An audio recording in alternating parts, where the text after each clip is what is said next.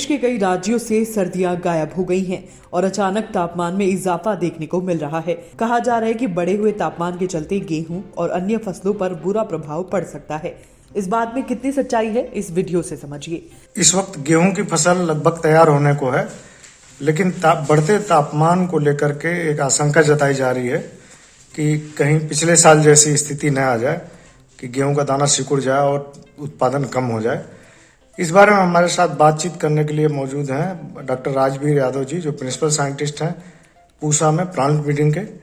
हम डॉक्टर साहब से जानना चाहेंगे कि अभी क्या कोई गेहूं पे खतरा है या गेहूं की फसल खतरे से बाहर है?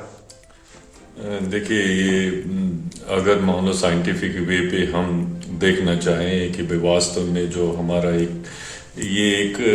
एक तरह का हाइप सा क्रिएट हो गया। लास्ट 3 और 4 डेज का जो टेम्परेचर एकदम से सडनली राइज किया 3-4 डिग्री अबव नॉर्मल।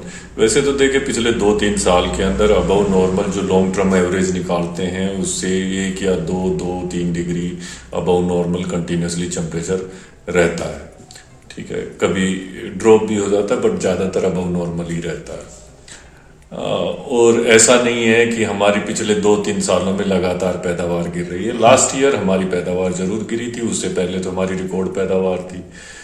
तो ये तो एक सच्चाई है कि जितने टेम्परेचर की हम बातें कर रहे हैं उतने टेम्परेचर के अंदर हमारी अच्छी पैदावार है। अब रही इस बात की पिछले 2-3 दिनों के अंदर हमारा जो टेम्परेचर राइज हुआ है, तो इस टाइम एक्चुअली ये टेम्परेचर रेंज है 32 के आसपास मैक्सिमम टेम्परेचर की, ये और रात का 15 डिग्री के आसपास का टेम्परेचर है, 12 से 15 डिग्री के आसपास का टेम्परेचर है। ये टेम्परेचर व्हीट की क्रॉप को नुकसान नहीं पहुंचा सकता क्योंकि ज्यादातर क्रॉप हेडिंग की स्टेज में होती है इस टाइम।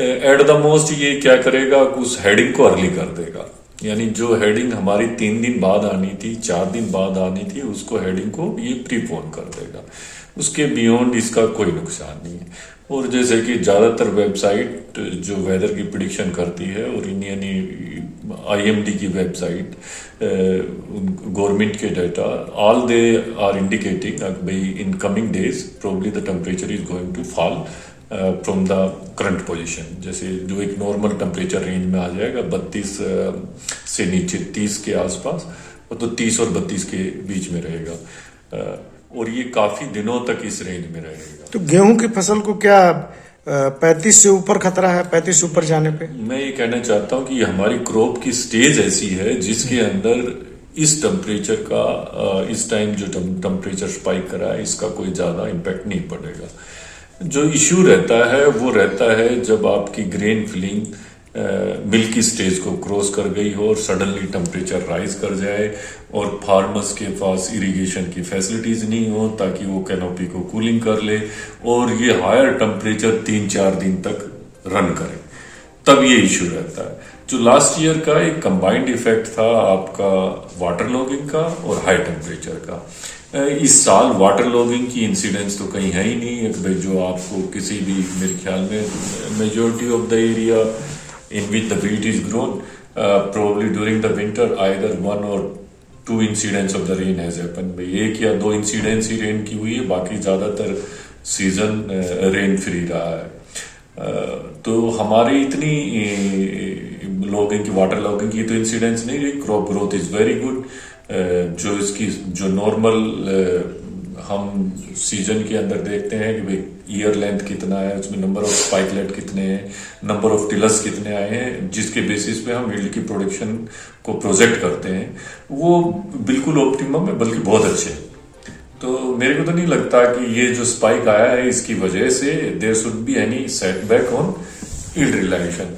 हाँ, 15 मार्च के आसपास या 15 से 20 मार्च के आसपास पर्टिकुलरली नॉर्थ वेस्टर्न इंडिया में, इंक्लूडिंग नॉर्दर्न इंडिया, कहिए आप पूरा पंजाब, हरियाणा, राजस्थान, उत्तर प्रदेश, बिहार, वेस्ट बंगाल, जब इस पूरे रीजन का क्रॉप है वो मिल्क स्टेज के अंदर होगी, तो उस दौरान ये टेम्परेचर अगर सडनली 39 से बियॉन्ड जाता है और 2 या 3 दिन कंटिन्यूसली रहता है, then it can be the cause of लेकिन काफी एरिया में तो डॉक्टर साहब अभी फसल की कटाई भी शुरू हो गई है, तो बहुत ज्यादा इम्पैक्ट मुझे लग जैसे कि आपका एमपी का एरिया है हाँ। या महाराष्ट्र के कुछ एरिया में, एमपी में तो नहीं स्टार्ट होगी पर महाराष्ट्र कर्नाटका जहां एक एलिवेटेड टेम्परेचर रहता है थ्रू आउट विंटर, तो क्रॉप की जो टोटल ड्यूरेशन है कम मिलती है वहां पे क्रॉप नियर आरओएस रहे। किसी ने जैसे मान लो किसी के पास इरिगेशन फैसिलिटीज नहीं थी या कोई और स्ट्रेस लग गया तो probably crop has matured early, नहीं तो वो हार्वेस्टिंग स्टेज के नजदीक होगी क्योंकि उनको वहां पे इतना ही ड्यूरेशन मिलता है। एमपी में भी probably in 5 to 10 days the crop will come to the maturity, वो मैच्योरिटी की स्टेज पे पहुंच जाएगी या grain filling probably will be over in 10 days in majority of time. अभी जो 15 मार्च तक का है मामला कि 15 मार्च तक तो काफी फसल हो जाती है देश में, 90% करीब। नहीं, 90% नहीं होगी 15 मार्च तक। 15 मार्च तक जो मेजर एरिया है नॉर्दर्न इंडिया का, वहां पे दाने की भराई का 60-70% काम हो चुका होगा और वो 15 मार्च के आसपास का ही टेम्परेचर सबसे क्रूशियल होता है।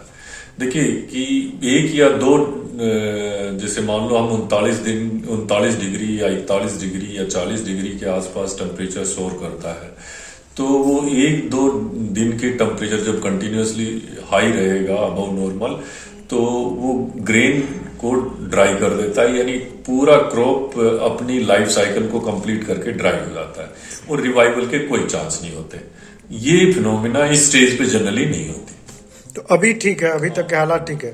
16 मार्च तक का जो प्रोडिक्शन है वो ठीक है मौसम का। 16 मार्च तक ठीक है और ये तो किसी भी पोजीशन में काज ऑफ कंसर्न नहीं है इस टाइम, तो except that it will increase the water demand, और जहां वाटर अवेलेबल नहीं है वहां थोड़ी ग्रोथ को कॉम्प्रोमाइज कर जाए क्रॉप, बाकी और it's not be any cause of concern. किसान तक से बात करने के लिए डॉक्टर साहब आपका बहुत बहुत धन्यवाद।